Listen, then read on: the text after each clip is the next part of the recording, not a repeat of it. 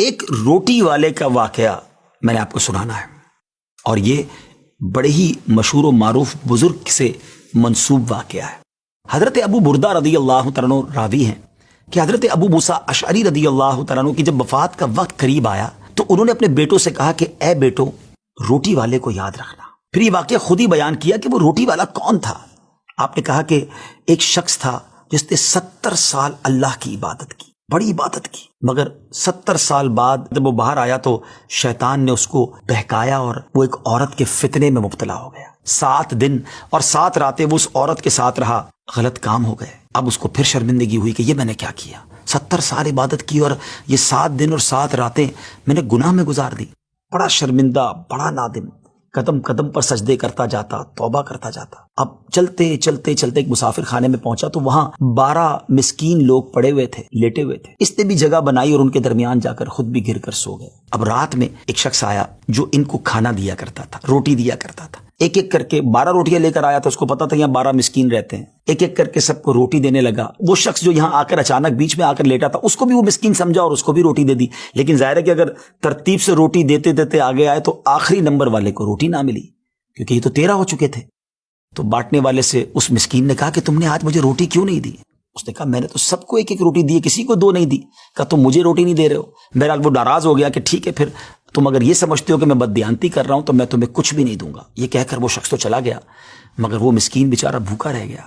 اب وہ شخص جس نے ابھی توبہ کی تھی، پہلے 70 سال کی عبادت بھی کی ہوئی تھی، اس کو خیال آیا کہ میری وجہ سے اس مسکین کو روٹی نہیں ملی ہے۔ بھوک اسے بھی بڑی تھی مگر اس نے وہ روٹی اسے دے دی۔ شدید بھوک لگی ہوئی تھی، رات بھر بھوک میں تڑپتا رہا اور اسی بھوک کے عالم میں صبح اس کا انتقال ہو گیا۔ حضرت ابو موسیٰ اشعری رضی اللہ تعالیٰ عنہ فرماتے ہیں کہ جب یہ شخص اللہ کی بارگاہ میں پہنچا نا تو ایک پلڑے میں اس کی 70 سال کی عبادت رکھی گئی اور ایک پلڑے میں وہ 7 دن اور 7 رات کے گناہ رکھے گئے۔ تو فرمایا کہ وہ گناہ جو تھے وہ 70 سال کی عبادت سے آگے بڑھ گئے، یعنی اب اس کے لیے گویا حکم ہو سکتا تھا کہ وہ جہنم میں جائے، مگر ان 7 دن کے گناہوں کے سامنے وہ روٹی رکھی گئی، اور اس روٹی کی برکت سے، کیونکہ وہ اخلاص کے ساتھ ایثار کی گئی تھی، مسکین کی مدد کی گئی تھی، وہ 7 دن کے بڑے بڑے گناہ معاف کر دیے گئے اور وہ جنت میں چلا گیا۔ پھر آپ نے اپنے بچوں سے کہا بیٹا روٹی والے کو یاد رکھنا۔ ناظرین، یہ واقعہ واقعی دلوں کے تار چھیڑ دیتا ہے۔ 2 باتیں سیکھنی ہیں کہ بعض اوقات کچھ لوگ کہتے ہیں یار میں نہیں بہک سکتا، میں تو بڑے اچھے ماحول میں ہوں۔ نہیں جناب، شیطان نے بڑوں بڑوں کو بہکا دیا ہے۔ ہمیں اپنی صحبتیں اچھی کرنی ہوں گی، اللہ کریم سے شیطان کے مقابلے میں پناہ مانگنی ہوگی اور اپنے آپ سے ڈرتے رہنا ہوگا کہ نہیں میں بھی گناہوں میں مبتلا ہو سکتا ہوں، مجھ سے بھی کوئی بڑا گناہ کہیں نہ ہو جائے۔ توبہ کرتے رہیں، ڈرتے رہیں، خوف رکھیں اور اچھی صحبت اپنائیں۔